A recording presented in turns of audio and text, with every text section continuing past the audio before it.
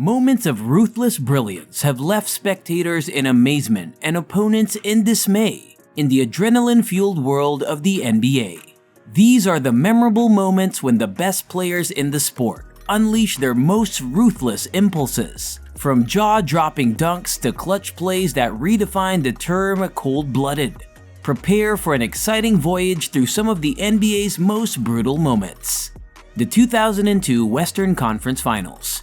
The Western Conference Finals of 2002 was a memorable event, not just because both teams played well in the 7-game series, but also because there may have been interference in a pivotal Game 6, which would be the starting point for all NBA conspiracy theories. In the Western Conference Finals, there were several dubious calls, including Mike Bibby getting elbowed to the floor without a penalty, touch fouls that weren't called before but were miraculously recognized then, and the Lakers shooting 18 more free throws in the fourth quarter than the Kings. When it was revealed that the infamous Tim Donaghy and a number of other officials had planned for the series to go to 7 games, and for the Los Angeles Lakers to win the series, critics of the game's officiating grew even more dubious. In total, the Lakers attempted 40 free throws, including an absurd 27 in the last frame. Vlade Divac, Chris Webber, Scott Pollard, and Lawrence Funderburk all accrued 20 combined fouls while playing for the Kings, and both Divac and Pollard were forced to leave the game because of their excessive foul problems.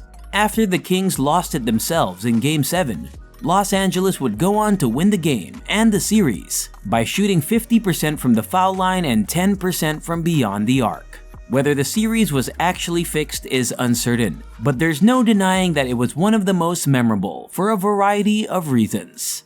Kobe Bryant vs. Shaquille O'Neal. Shaquille O'Neal and Kobe Bryant both had illustrious careers. The two colleagues have become Hall of Fame players thanks to 3 titles and their reputation as one of the finest NBA teams ever. With a combined total of 9 titles between the two, Shaq and Kobe each have a unique history to their names. When Shaquille O'Neal finally got the trade he had been requesting for years, everything fell apart in the summer of 2004. Even though they were teammates, the two traded verbal barbs, with Kobe criticizing O'Neal's maturity and his repeated statements disparaging Kobe and the Lakers squad as a whole, while Shaq at times called Bryant selfish. The Christmas Day matchup between O'Neal and the Miami Heat, with Bryant still a Laker, was the highest rated NBA game in 10 years. Everyone watched ABC that day to see how the two would interact with one another and whether they would say hello before tip-off. They didn't, and the conflict continued. In interviews, Shaq would keep referring to Kobe as the other guy, while Bryant would lazily watch and say nothing about Shaq in the media, either favorably or unfavorably. Shaquille O'Neal praised Kobe's 81-point outburst during the 2006 season, and the two were later seen chatting to one another during the All-Star weekend. The first time Kobe and Shaq would play together since their Laker days wasn't until the 2009 NBA All-Star Game. They eventually became co-MVPs of the All-Star Game. In the end, Shaq would prevail, winning 6 of the 10 games played between the two players. But Kobe would triumph, taking home 2 championships to Shaq's 1. The Malice at the Palace. The Indiana Pacers and Detroit Pistons have long been adversaries, not just because they play in the same division, but also because both of their teams are quite tough and have strong defensive philosophies. When the two teams gathered at the Palace in Auburn Hills on a fateful November 19, 2004 night, the tensions finally reached a breaking point. Ben Wallace and Ron Artest got into a shoving brawl after a harsh foul by Artest, with 45 seconds left in the game and the Pacers leading 97-82. Artest sprawled out on the announcer's table as players from both teams started to bicker, trying to avoid the conflict and control his emotions.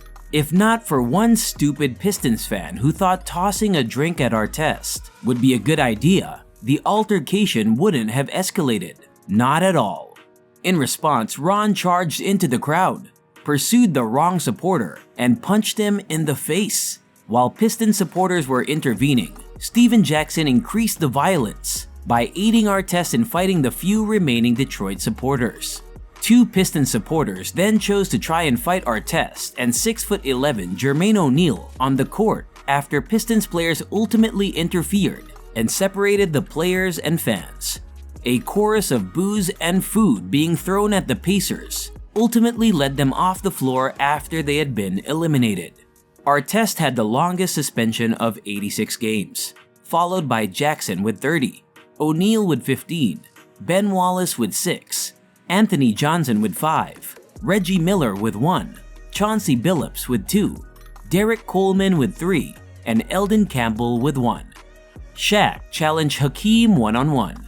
Shaq took over as head coach of the Orlando Magic in 1995. He guided the Magic to the NBA Finals that season. The Finals, on the other hand, were a different story for Shaq. He was paired with one of the NBA's most excellent all-time centers, Hakeem Olajuwon. Hakeem averaged over 30 points per game and outscored Shaq in every category. Shaq was furious since the series was a resounding success. Shaq was so upset by Hakeem that after the finals, he sent a note challenging him to a one-on-one match. So the Taco Bell head-to-head challenge was due, and a promo aired. Examine it. The event, however, was later cancelled. Paul Pierce was stabbed 11 times during the 2000-2001 season and still played every game. Paul Pierce was at the Buzz Club in Boston on September 25, 2000. It was late at night and Paul was in the wrong location at the wrong time. He was stabbed 11 times while attempting to break up a fight at the bar. He had stab wounds on his face, neck, and back. Someone even threw a bottle at his head. Tony Battie, a former teammate, rushed him to the hospital, saving his life. He had to have lung surgery. Surprisingly, he was up for about 3 days following the procedure alone. He quickly returned to the court and began shooting. One of the most bizarre things about him was that he played 82 games in the 2001-2002 season and was the only Boston Celtics player to start all 82 games. This seems implausible for someone who has been stabbed 11 times. This was due to his extreme mental toughness. He was devoted to his team and the game of basketball. Gilbert Arenas and his 6 shooters. The NBA is viewed as a business, and Commissioner David Stern had made every effort to portray the organization in that light. Gilbert Arenas has different perspectives on the NBA as a company. All-star Gilbert Arenas disclosed on December 24, 2009 that he had been keeping unloaded weapons in his locker at the Verizon Center and had turned them over to club security.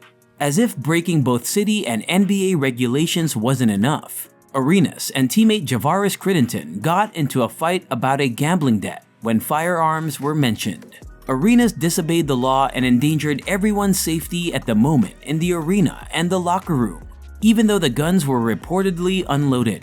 On January 6, Stern banned Arenas for the remainder of the season. Gilbert would face criminal charges, 2 years of probation, and a 30-day stay in a halfway house. Gilbert's unfortunate fate is that despite his humanitarian activities and mentoring a 10-year-old who had lost his family, he was selected as one of the league's most despised players. He will no longer be recognized for being one of the league's best clutch shooters or offensive threats, but rather for his gun charges. The famous Allen Iverson stepping over Tyronn Lue.